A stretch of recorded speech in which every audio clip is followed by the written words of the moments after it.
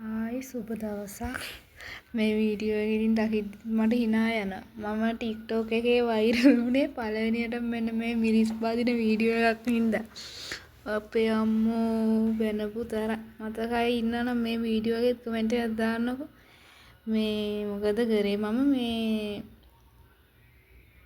මිරිස් බදින්න දන්නේ නැතුව නෙවෙයි මේ රට මේ මිරිස් බැද්දාම මොකුත් පිට වෙන්නේ නැහනේ සැරක් ගේ ඇතුළෙන්ම තියෙන නිසා මං ඇහුවා මේම සැර අඩු වෙන්න ඒ කියන්නේ මේ කැස්ස අඩු වෙන්න පුළුවන් වෙන්න බදින්න ක්‍රමයක් තියෙනවද කියලා. බුදුන් මේ අපේ ලංකාවේ මිනිස්සු දන්නවනේ ඉතින් මට මේ ආයේ මිරිස් බැද්දා කියලා කියලා මතක තියෙන ගානට මේ මාව වෛරල් වුණා. මිරිස් බදින්න දන්නේ නැති එකි කියාගෙන. ඉතින් මට මේ වීඩියෝ එක දකිද්දි hina යනවා. මෙන්න මේවා තියෙනවා සරලකම. ඒ කාලේ නොදැනුවත්කමට දැන් දැනුවත් වෙලා තියෙන්නේ. මෙන්න මේ විදිහට මිරිස් බැද්දාම කල් තියා ගන්න පුළුවන්. සැර පැටිය ටිකක් අඩුයි. හොඳින් බලා ගන්න.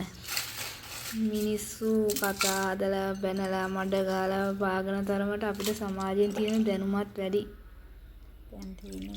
මිරිස් බැදීමෙන් මම ජාත්‍යන්තරයට යන්න ඔන්න මෙන්න මන් අතර උනේ.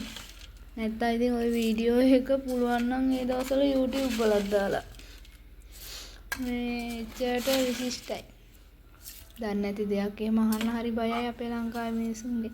මිරිස් බදින්න දන්නේ නැලු අයියෝ මිරිස් කරලාවත් බෙද ගන්න දන්නේ නැහැ කියලා මට බැනපු වැනිලි හොඳට මතක් වෙනවා.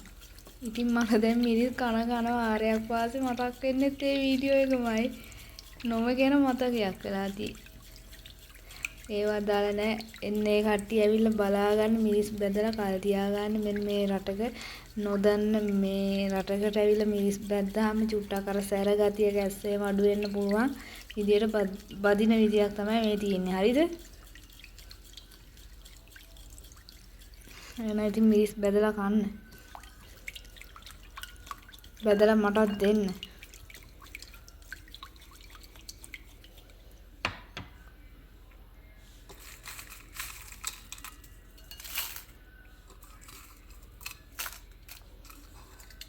මිරිස් වල දෙපැත්තෙන් නැටි කොන් දෙකෙන් කඩලා ලුණු වතුරේ දාලා තිබ්බාම අනේ ඇත්තටම සැරගතිය අඩු වෙනවා. ඒ වුණාට මේ රටවල පිට වෙන්න තැනක් නැහෙනි.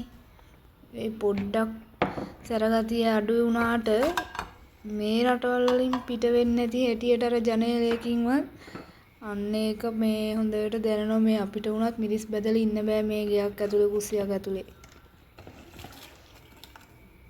ඔන්න ඔය විදියට මිරිස් බදලා ටින් එක දාලා තියාගන්න අර මේ පෙඟෙන්නේ හරි මේ නෑ මොකුත් මේ අපි මන්න ලංකාවේ නෝර මිරිස් බදලා එම ටින් එක දාලා තියාගන්නවා පෙඟෙන්නේ නෑ. එහෙනම් අම්මයි දෝනිත් එක්ක ඉන්න මගේ අදනේ යාළුවන්ට සුබ දවසක් සතුටින් ඉන්න ඕනේ.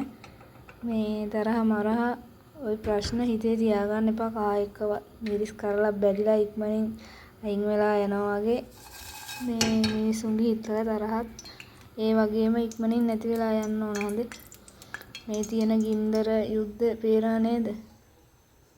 ඒ හින්දා මං කියන්නේ හැමතිස්සෙම මේ දැන් හැමතිස්සෙම hina මුණෙන් ඉන්න. මේ කියන තප්පරයෙන් පස්සේ ඊළඟ තප්පරේ කොහොමද දන්නේ නැහනේ. අන්න ඒකයි මම හැමතිස්සෙම හිතන්නේ ප්‍රාර්ථනා කරන්නේ. එහෙනම් පරිස්සමින් ඉන්න ඕන මිසර්ණයි අල්ලාහගේ ගීතයි